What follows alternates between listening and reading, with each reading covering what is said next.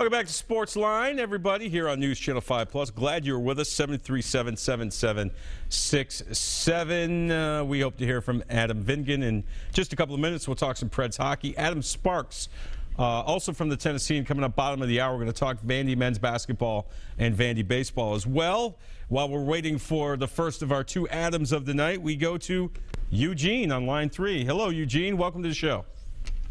Yes, I would like to know what you think about the Titans winning a championship and a Super Bowl in the next 5 years, or is that possible, according to you? Sure, it's possible. Anything's possible. You know, you put the right team together. Look, what they have right now is the basis of what you need, right? They have a franchise quarterback. The question for the Titans is, can they build around him? They got the #1 pick this year. They're going to be able to draft. They've got some room under the cap in free agency. What kind of team could they build in the next 5 years? Certainly, I wouldn't put it out of the realm of possibility within the next 5 years that they could compete for a championship. Why not? You have, like I said, you have piece #1, and that's your franchise quarterback in Marcus Mariota. Right. What do you think? Okay, thank you. You're welcome. That's Eugene checking in. Thanks for the call. Meantime, the Nashville Predators are trying to make their way into the playoffs. They hold the first wild card spot in the Western Conference right now as we speak. Let's hear a little bit from head coach Peter Laviolette, who met the media after practice earlier today. Standpoint, what's been the most eye-opening or challenging aspect of the 3-on-3 overtime in terms of approaching it systematically? You know, we've done different things. There's been different reasons why we've lost in overtime, and you know, we address them. We try to fix them. Last overtime against Dallas, we just made too many mistakes. Things that we talked about that we wanted to execute as far as the 3-on-3 goes. We didn't do a very good job, and you know, it showed in the results. So you know, we continue to look at it, talk at it, work at it, and try to get better at it. How much time would you say you spend in terms of preparing your players and looking at video for the 3-on-3? I'm not sure. Is there any sort of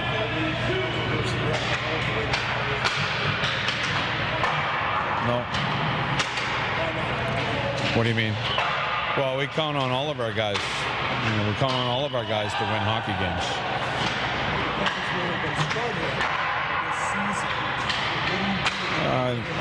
I've never said that. Our team has struggled at times. It hasn't been easy for us as a group at times, but we continue to work at things and try to get better as a group.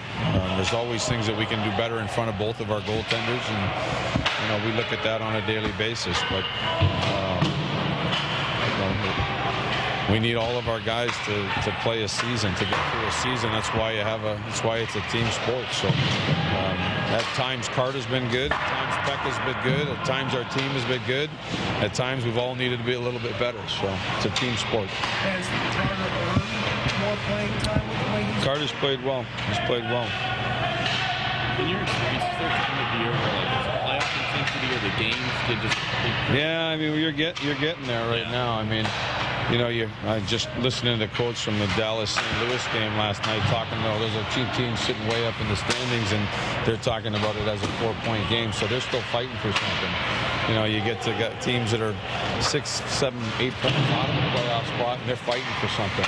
You get into that wild card position, you're a couple points up, couple points down on the wild card position, you're fighting for something. So everything ratchets up, time's running out, games are slipping away, and points are very, very meaningful. So, yeah, it ratchets up the intensity. With that in mind, do you have an overall message for your team, or is it basically what you were saying earlier, just get better a little bit? I mean, we played hard in the games that we played recently.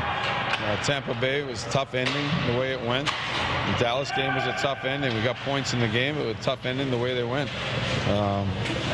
We played great down in Florida. We got to get ready for Boston. Our guys are playing hard. And joining us now from the Tennessean, Adam Vingan, who covers the Nashville Predators. Adam, how are you, buddy? Good, how are you? Man, it's great to have you on. Well, here we are with the Predators. A lot of overtime losses. I believe somebody said today they're 1-9 in that 3-3 overtime session. Obviously not a good record, but here they are. If the season were to end today, they would make the playoffs. Any concerns about this team not making the playoffs?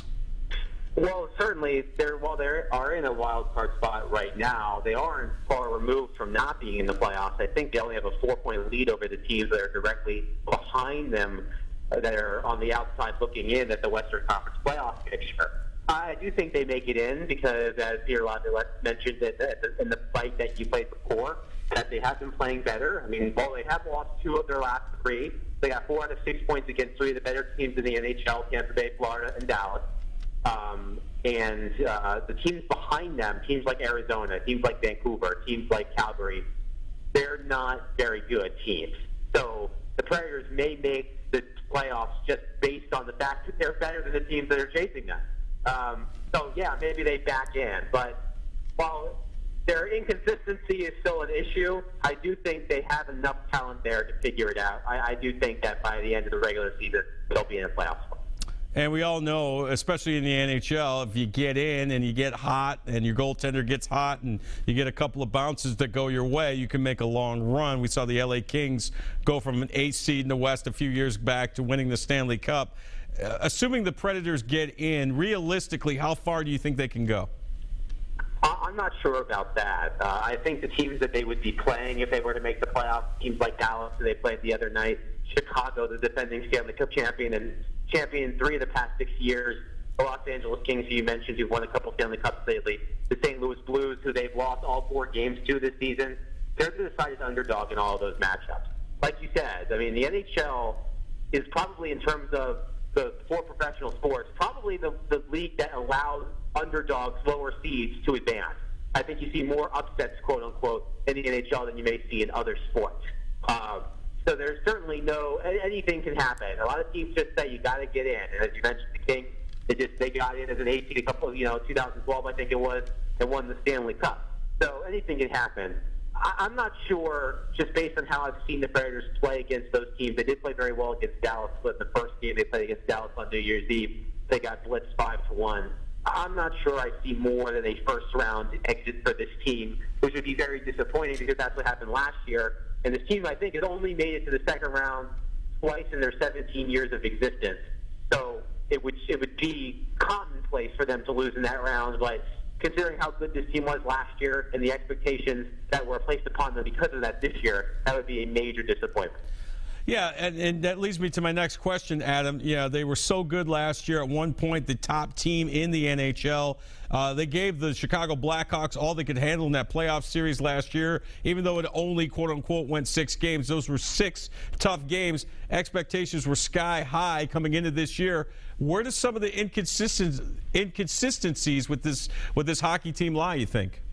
I think the biggest problem is that they're not scoring enough from their forwards. The last time I checked before the Tampa Bay game, which was on Friday, the Predators were 28th out of the 30-team NHL in terms of combined goals scored by their forwards. They have a lot of players who are disappointing this year. We've seen James Neal. He just hit 20 goals, which he's hit all 8 years of his NHL. All 8 years of his NHL career. Philip Forsberg has 5 goals in his past 5 games. He's been heating up. I think Ryan Johansson has led the team in scoring since he got here a month ago from Columbus, and I think his acquisition has paid major dividends in terms of balancing their lineup. But there are other guys who haven't been producing. While Craig Smith did have whale of a game on Monday against the Stars, he's behind his normal pace. He's scored over 20 goals in each of the past 2 years. Colin Wilson, who scored 20 goals last year, career high, has 4 this year, just 4. And he has missed time with injury, but still, 4 goals for a guy you gave a 4-year contract to this summer. That's a big disappointment. Mike Fisher was hurt as well pretty much the entire month of December. His goals are down. Mike Ribeiro, racking up the assists, the goals. He's not typically a goal scorer, but that production hasn't been there as well. So there are a lot of secondary scoring issues on this team, and that's usually the key to a long playoff run. You always have the guys up front that you can count on at the top level, but you need those unsung heroes, so to speak, to step up and win your games. That's what wins teams championships. That the Predators based on that criteria, the Predators do not have that. So I think that's the issue. Adam, what about Pekka Rinne? He struggled at times this year. Carter Hutton stepped in. He had a shutout a few nights ago. He's been playing pretty well. Seems to be seeing the puck extremely well. This was brought up today after practice. I want to get your thoughts on it. Should there be a goalie controversy here in Nashville? No, I don't think there should be, but I do think that Carter Hutton has earned the right to get more playing time. His start the other night against Dallas, it was two things. One, it was only the 10th appearance he's made all season, and we're in mid-February. The second is it was the first time in his 2+ seasons as a member of the Predators that he started 2 consecutive games when Pekka Rinne was healthy and on the active roster. That was a big deal. But while we all know how Pekka Rinne has struggled this year, it's not all on him. The team play in front of him has not been great. But he hasn't made those saves that we know here in Nashville he is capable of making when they need them when they need him to make them.